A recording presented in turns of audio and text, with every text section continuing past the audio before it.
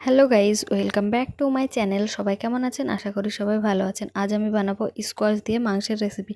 তার জন্য স্কোয়াশ আর মাংসটাকে খুব সুন্দরভাবে কেটে ধুয়ে রেখে দিয়েছি। তারপরে কড়াইতে তেল দিয়েছি। তেল গরম হয়ে আসলে পেঁয়াজ আর রসুন দিলাম। তারপরে কয়েকটা তেজপাতাও দিয়ে দিলাম। এটাকে খুব সুন্দরভাবে নাড়াচাড়া করে নেব। আর তার সঙ্গে দিচ্ছি গরম মশলা, অর্থাৎ দারুচিনি, এলাচ আর লবঙ্গ।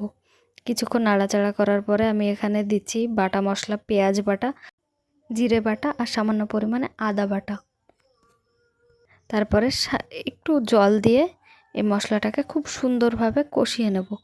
কষিয়ে নিয়ে আমি এখানে অ্যাড করছি পরিমাণ মতো লবণ, লঙ্কা গুঁড়ো আর পরিমাণ মতো হলুদ গুঁড়ো দিয়ে আবার মশলাটাকে কিছুক্ষণ কষিয়ে নেব খুব ভালোভাবে কষিয়ে নিয়ে আগে থেকে এখানে দিচ্ছি ধনিয়া গুঁড়ো আর 5 মশলা গুঁড়ো, অর্থাৎ 5 ফোড়নকে হালকা খোলাতে টেলে নিয়ে সেটা গুঁড়ো করা। তারপরে আমি এখানে মাংসটাকে দিয়ে দিলাম, দিয়ে খুব সুন্দরভাবে কষিয়ে নেব। এখানে আমি কোনো রকম জল অ্যাড করব না। ঢাকা দিয়ে রেখে মাংস থেকে যে জল বেরোবে সেটাতে কিন্তু মাংসটা কিছুটা সেদ্ধ হয়ে যাবে।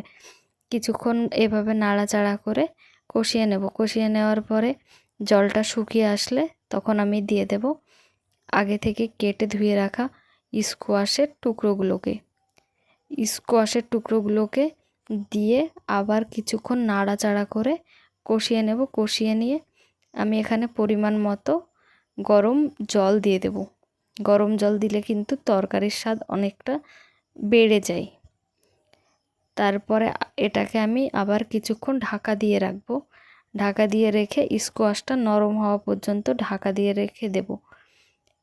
দিয়ে যখন স্কোয়াশ সিদ্ধ হয়ে আসবে তখন সামান্য পরিমাণে জিরে গুঁড়ো দিয়ে নামিয়ে নিলেই রেডি আমাদের স্কোয়াশ দিয়ে মাংসের রেসিপি।